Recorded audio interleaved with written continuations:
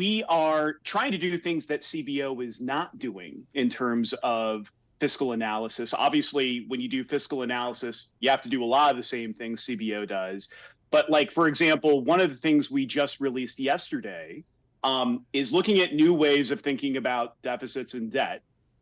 So I think it's well understood that when deficits and debt go up, interest costs go up as a result. Interest rates, broadly speaking, in the economy go up. But we have a new report that tried to put that in terms of the normal household. So, for example, if there's a 1% of GDP increase in the primary deficit, which just so happens to be roughly the effect of extending the TCJA, after 5 years, for the typical mortgage, the interest costs on the typical mortgage go up by $600 to $1,200 as a result of that. And that's from crowding out and from the Fed reacting to counteract price pressure. The typical interest on small business loan goes up by $1,000 as a result of that.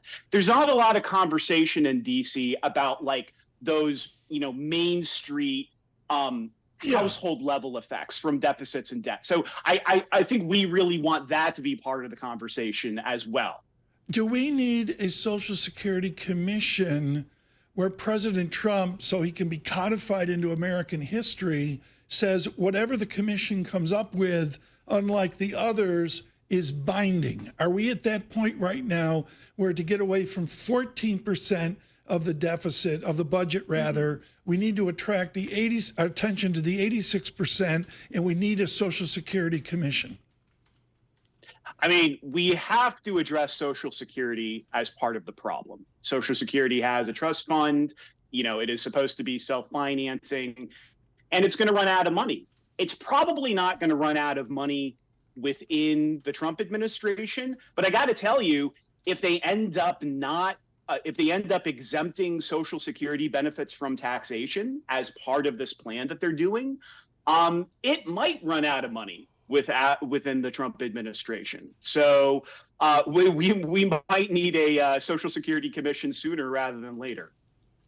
So in the backstop of all that, Ernie, is just the economic policy coming out of the Trump administration seems to be tariffs, tariffs, tariffs. How do you frame that out in kind of just from a big perspective?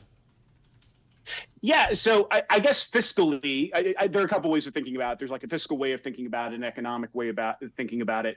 Fiscally, the way I think about it is that what we've done so far, the 20% tariffs on China, that raises about $800 billion, maybe a little bit less over 10 years if you implement them.